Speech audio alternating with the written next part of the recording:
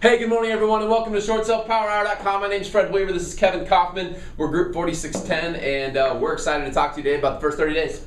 Are you practicing for your new job as an auctioneer? No, actually I was seeing if we get to the introduction 5 times faster than we did on Wednesday, and I successfully completed that. Absolutely.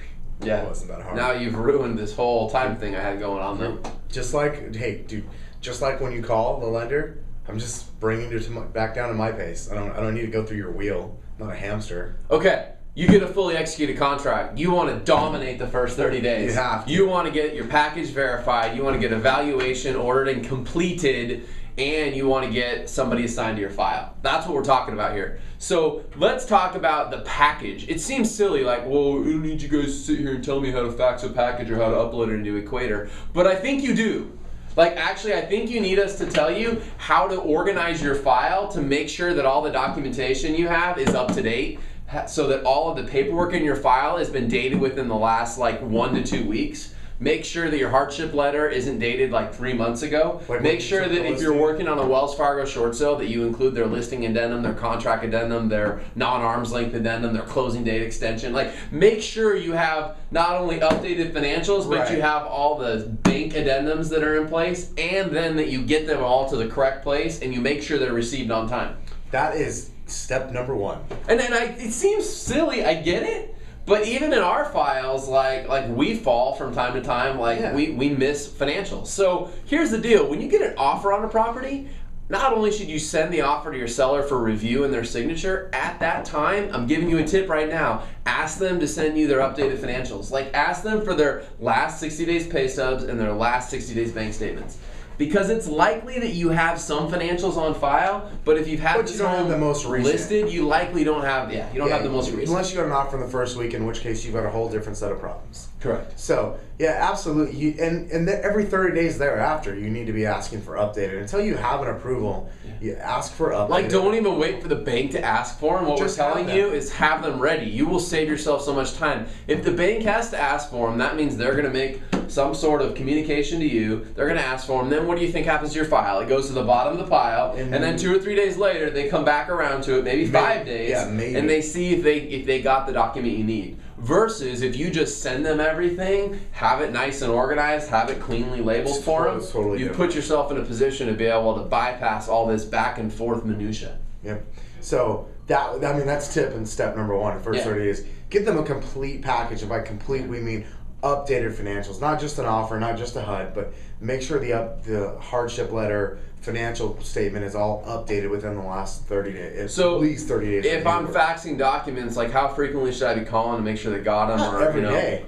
Okay, so I'll literally challenge every day. So if it's a lender that is so antiquated that we're still faxing to them, then absolutely, I'm gonna call back the very next day. Okay. And if they don't have it, if they've told me they haven't received it, you're gonna wait till another day and then call again, right? I'm gonna wait no, actually I'm not. I'm too impatient. If you read my AVA, you would know that. So what I'm gonna do is actually I'm gonna resend the package again, because I know that faxes actually happen instantly and they don't take 7 to 10 days. Yeah. Even though they may tell me that, and then I'll call back the following day. Got it. And essentially what I'm gonna do every single day from here on out, I'm gonna send the package and call. Mm-hmm. And they're gonna get really well acquainted with who you are. I've been known to send 8 or 9 faxes at a time of the same thing. I think Aurora's gotten a few of those from you. They liked it. Sorry. At least I did. So they literally couldn't get your documents, so you made a point. They got it all the time. Yeah, my point is like, hey, if you have to fax it, that's great. It doesn't take that long to receive a fax, so give them a day. If they don't get it in a day, you send it again. Don't wait 5 to 7 days or whatever. Or we need 3 to 5 days for imaging. No, they don't. You send it the very next day. Yeah, and let's give you some tips. Like, if you're working with a bank like Citi Mortgage comes to mind, for example. Okay. Citi's got a really great program. You literally call up, and typically the person you talk to can actually receive the documents, and they can assign themselves to the file to get it all set up and everything. And this is another topic you're going to hear about in the first 30 days. It's part of being what you and I call playing a really good detective. Yeah. Meaning asking great questions and finding out, hey, is there somebody who can actually help me out right now? Are there some things I could do to make this happen now? Like, can you do it? Can I send it directly to you? Is there an email address? Maybe like some banks have a shortsales@blablablank.com email that may work better than the fax. Or that you may want to send it to that and the fax. Right? And I mean, yeah, we're belaboring like a whole point here about faxing documents, but how much time can you actually lose in a short sale because you can't get the documents to the bank? I've seen agents lose 2, 3, and 4 weeks because the bank keeps losing their faxes. I personally have had a file where I lost 3 weeks. I could not get the file set up for over 3 weeks. And it's just, it doesn't have to be that hard. So yeah, maybe it sounds intense. Maybe it sounds like too much, like maybe, you know, sure, we're annoying or whatever the case is to the lender.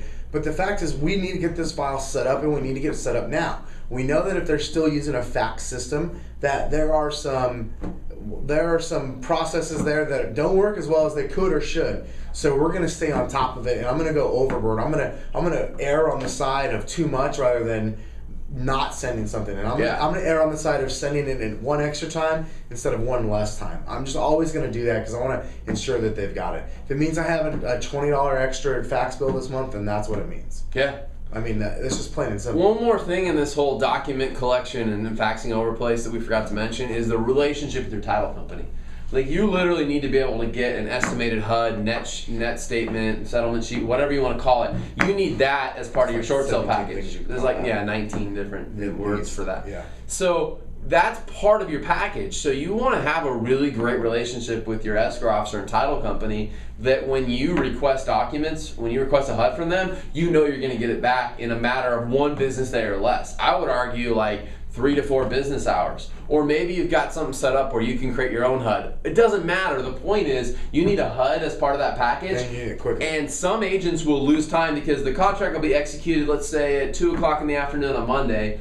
They won't request the HUD till Tuesday. And the title company won't get it back till Wednesday. They may send it on Wednesday. They may. You see where I'm going here? Yeah, and you've already lost a couple days. Yeah, I mean, when we say the first 30 days, we're really talking about 20 business days. Yeah. And when you spend 2 or 3 of them getting your HUD, you just lost 10% of the first 30 days to getting a HUD. Not good. Yeah, no, you're way off at that point. Yeah, and again, so I know these are little things, but anything you can do in your business structure and your system to set it up in such a way that you can save a business day is completely setting you up for success. If you can save a business hour, you do it. Absolutely. I mean, we're talking about a 60-day negotiation process minimum. I mean, you're talking about another few weeks to close. You got a listing side before that. I mean, this is a lengthy process. Yep. If you can shave off a day here and a day there, you do it. Yep. You do whatever you can to shave time off. This is a long process. The same goes for Equator. If you're uploading documents in Equator and a new task pops up, do it right away. Like, I understand some agents are out there and you're showing homes and you're busy, you're a solo agent, you don't have a team. Well, then you need to dedicate some time at the beginning of your day and the end of your day to go in and check Equator, to go in and call banks. You have to have dedicated block time to work short sales. Yeah. If you think that you can just work on 3 days a week, Monday, Wednesday, Friday, or something like that, you're not going to be that successful. Yeah. I'm sorry. I'm just being honest. You literally need to be available to work your short sale files 5 days a week, at least a couple of hours a day. Minimum. That's a bare bone minimum. Yeah. So come on back next Wednesday and Friday. We had just talked about like the general idea of getting a deal closed on Wednesday within 60 days. Today we focused on the first 30 days specific to the document collection. But I mean, there was like 5, 7, 9 tips in there about how to save time. We've got 2 other things just to go over in this section. Yeah, so we're gonna next Wednesday and Friday talk about the BPO evaluation process, how to manage it, how to get it ordered, how to make sure it's done, etc. And then how to get to your negotiator. Who are they? How do I get their contact information? And if they're a jackrod hair lip, how do I find out who they report to? Absolutely. Who's their manager? Yep. So we're gonna cover all that next week. I think that was a lot of good content right there. It was. Yeah, I got fired up just thinking about it. I noticed. All right, 1, 2, 3. Short sale power hour. Short sale power hour. Crush. It.